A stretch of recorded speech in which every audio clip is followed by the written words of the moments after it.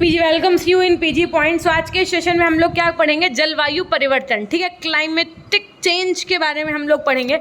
उससे पहले ज़रा दो शब्द आपने सुने होंगे, एक सुना होगा मानसून और एक सुना होगा क्लाइमेट। क्या दोनों का मतलब एक होता है? मौसम यानी मानसून का मतलब क्या होता है? जलवायु यानी क्लाइमेट का मतलब क्या होता है? और अगर दोनों चीज़ें एक हैं तो फिर अच्छा मैम नाम अलग अलग क्यों? अगर दोनों अलग अलग हैं तो क्यों अलग अलग हैं? देखो, जो क्लाइमेट होती है, जो जलवायु होती है, वो बहुत दिन तक चलने वाली आपकी क्या होती है, प्रक्रिया होती है। लेकिन जो मानसून होता है, जो आपका मौसम होता है, वो देखो दिन पर दिन और टाइम, मतलब कह सकते हैं सुबह कुछ और, दोपहर को कुछ और, शाम को कुछ और, उसका जो टेम्परेचर बदलता रहता है। तो ये आपका मानसून हो गया। क्लाइमेट क्या होता है? जो आपकी बहुत सालों साल तक प्रक्रिया चलती रहे, जैसे सर्दी, जाड़ा, गर्मी, बरसात का सीज़न चलता है ना 6-6 महीने में, और फिर 10 साल में क्या जलवायु परिवर्तन आया, 6 साल में क्या है, ये सब चीज़ें आपकी जलवायु के अंतर्गत आती हैं। मानसूनी आपका रोज चेंज होता है ना, तो ये एक अंतर होता है क्लाइमेट और मानसून में। जलवायु परिवर्तन के अर्थ के विषय में सबसे पहले समझो। देखो इन्होंने क्या लिखा है कि जलवायु परिवर्तन औसत मौसमी दशाओं के पैटर्न में के बदलाव को कहते हैं।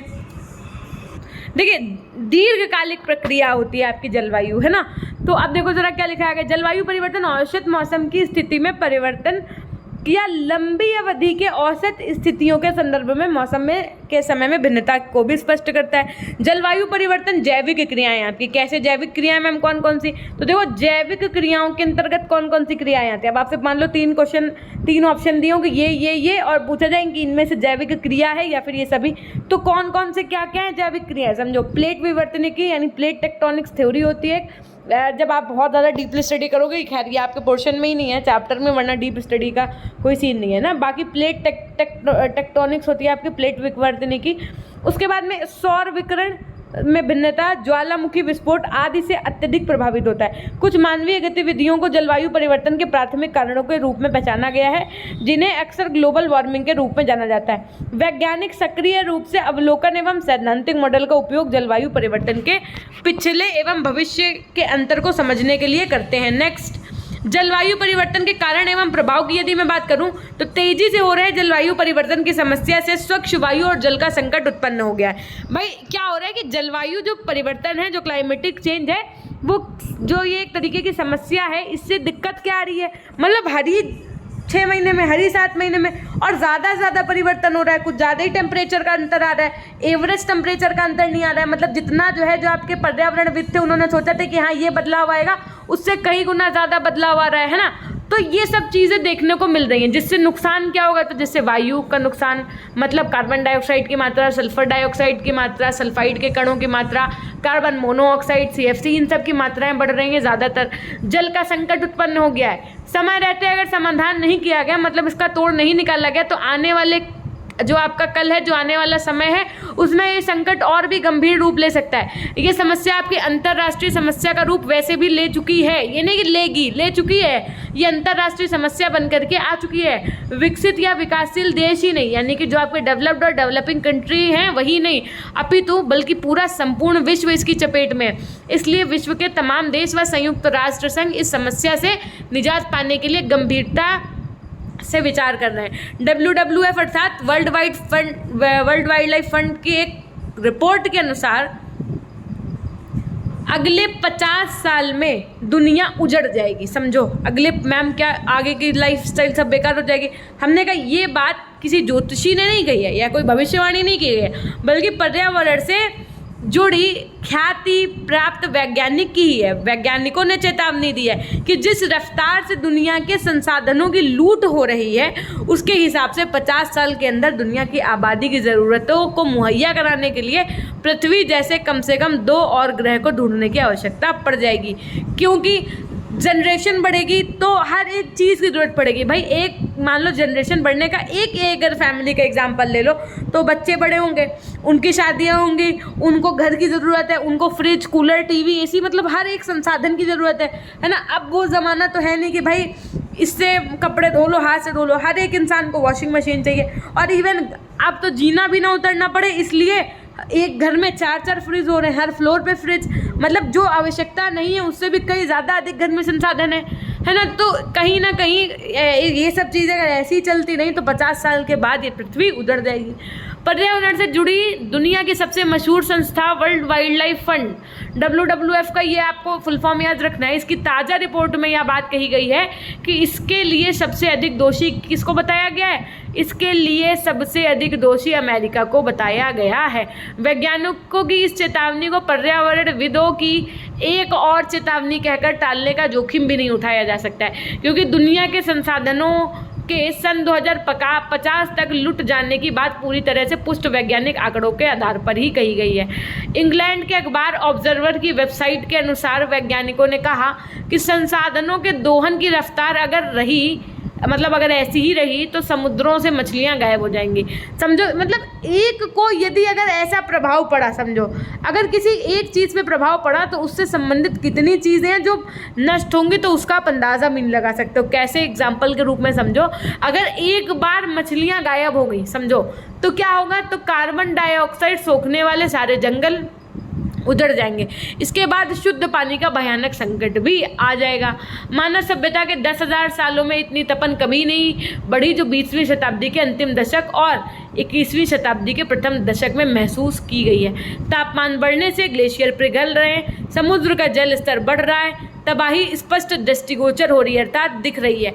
वैज्ञानिक इस ओर लगातार ध्यान आकृष्ट कर रहे हैं, जिसे अनदेखा करते हुए वोट की राजनीति चलते तात्कालिक विकास की दृष्टि से प्राकृतिक संसाधनों का दोहन निरंतर जारी है। मतलब लोग अभी भी उसको सीरियस नहीं ले रहे हैं, नज़रअंदाज कर रहे हैं, जबकि ये समय नज़रअंदाज करने का नहीं है ना।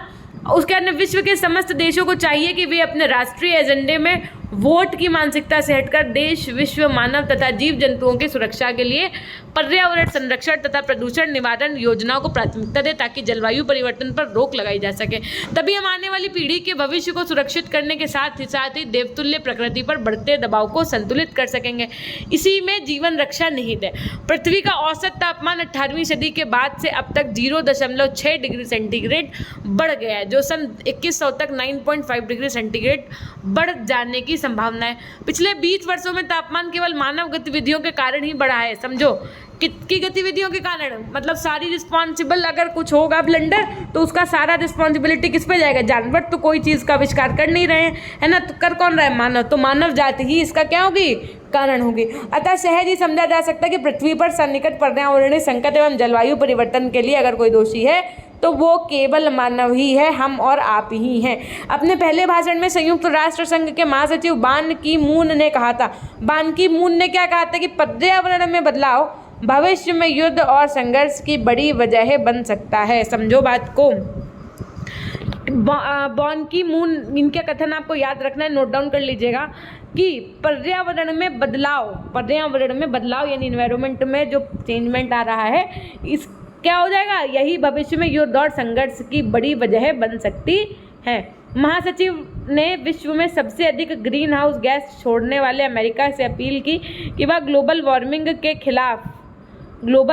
के खिलाफ अभियान का नेतृत्व करे। उन्होंने कहा, मानव युद्ध से, किसने कहा? बान की मून ने क्या कहा कि मानव युद्ध से अधिक खतरा ग्लोबल वार्मिंग से है। मतलब इतना नुकसान तो अगर आपस में मानवीय युद्ध होता है तो नहीं होता है जितना नुकसान ग्लोबल वार्मिंग से होता है। इसलिए पर्यावरण रक्षा के लिए अंतर्राष्ट्रीय स्तर पर समस्त राष्ट्रों के बीच बेहतर समन्वय की ज़रूरत है। इस संकट का सबसे बड़ा कारण सभ्यता विकास और औद्योगिकरण के लिए कोयले और पेट्रोलियम पदार्थ जैसे जीवाश्म ईंधन का अंधाधुंध उपयोग, जनसंख्या वृद्धि, जल का बेहिसाब उपयोग, वनों की अंधाधुंध कटाई, वायुमंडल का सुरक्षा कवच, ओजोन परत जो सूर्य के खतरनाक रेडिएशन को रोकता है, उसका खतरे में पड़ना, जीव जंतु को लगातार कम हो जाना, ये सब ऐसे कारण हैं जिससे विश्व का मानव समुदाय भयाक्रांत है। इस समस्या के समाधान के लिए पूर्व में बार्सिलोना तथा क्योटो शहर में तमाम देशों की बैठकें हो चुकी हैं।